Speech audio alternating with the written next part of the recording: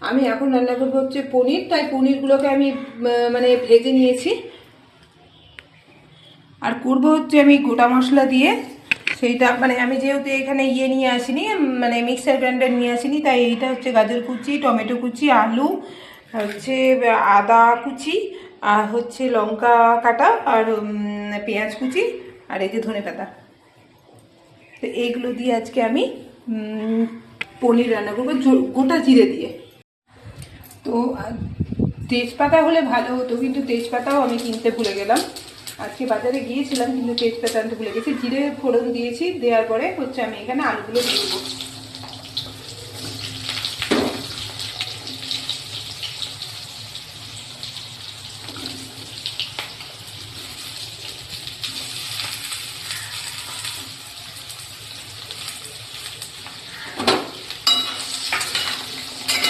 তেজপাতাটা হলে ভালো হয়, মানে নিরামিষ তরকারিতে তেজপাতা থাকলে একটা আলাদাই।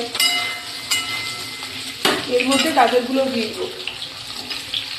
আমি না ছুরি দিয়ে কাটতে পারি না, এই জন্য আমার কাটাটা ঠিক মতন হয়নি। আমার ছুরি দিয়ে কাটতে ভীষণ অসুবিধা হয়। বটিও নিয়ে আসিনি। আমার বালুরঘাটের বাড়িতে 2-3টা বটি আছে, কিন্তু আমি বটি নিয়ে আসিনি। দেখি আমি যাবো যেই দিনে বালুরঘাটে, যদি নিয়ে আসি, তা না হলে এইখান থেকে একটা কিনে নেবো। এই জন্য না মানে কেমন যেন হয়ে গেছে আলুগুলো মনে হচ্ছে বড় বড় হয়ে গেছে খুব কাটা।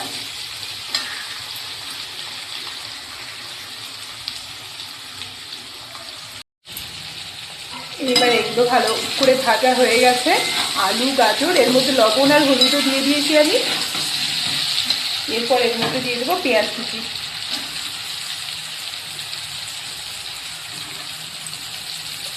আমি সবজি খুব ভালো করে ভেজে তারপর রান্না করি।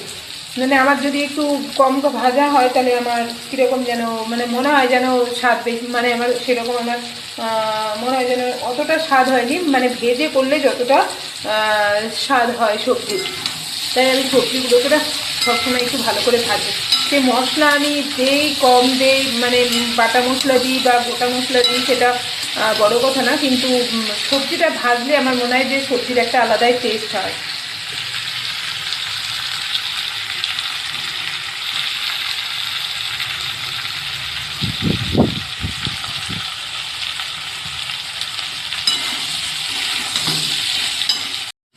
এইবারে হচ্ছে সবজিগুলো খুব ভালো করে ভাজা হয়ে গেছে।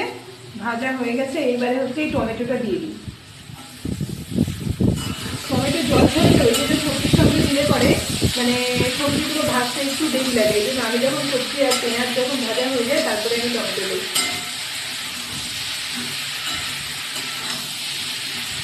লবণ হলুদ তো আমি দিয়ে দিয়েছি।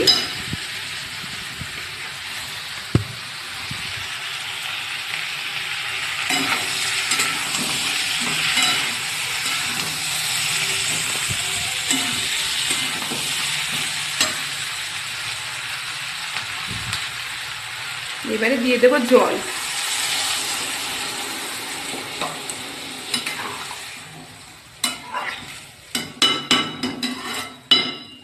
দিয়ে দেবো এর মধ্যে কড়াইশুঁটি।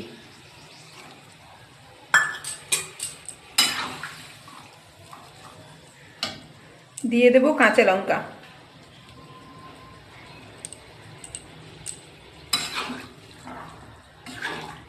এই কাঁচা লঙ্কা, কয়েকটা কাঁচা লঙ্কা যেটা আমি দিলাম, সেগুলো একদম মানে নিচ থেকে ওপর পর্যন্ত চেরা, যেন ঝালটা বেরোয়। এইখানে ছিল 5টা লঙ্কা। ভালো আমি মানে যেন ঝাল বেরোয় ওইভাবে আমি বেশি করে কেটে দিয়েছি। এইটা এবার কিছুক্ষণ ফুটতে দেব, 5 মিনিট মতন। এটা এখন 5 মিনিট পর আমার এই আলু টালু সব সেদ্ধ হয়ে গেছে। দেখো কি সুন্দর কালার এসেছে, কি ভালো লাগছে দেখতে। এরপর এর মধ্যে কি করবে, পনিরগুলো দিয়ে দেবো।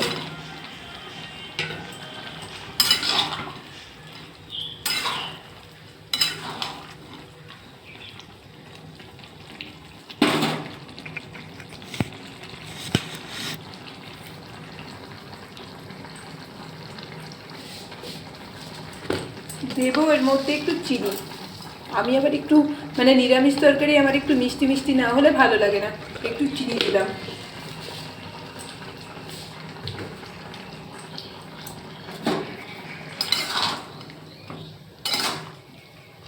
চিনি দেওয়ার পর আবার এটাকে আমি 2 মিনিটের মতন ঢেকে এটাকে আর একটু ফোটাবো।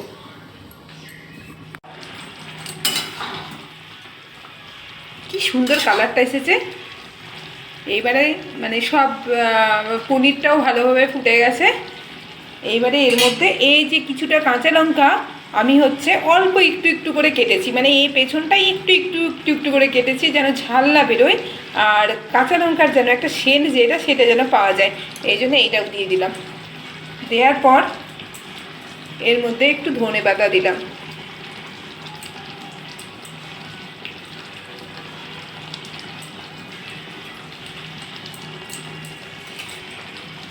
ধনে পাতা দিয়ে নেড়ে চেড়ে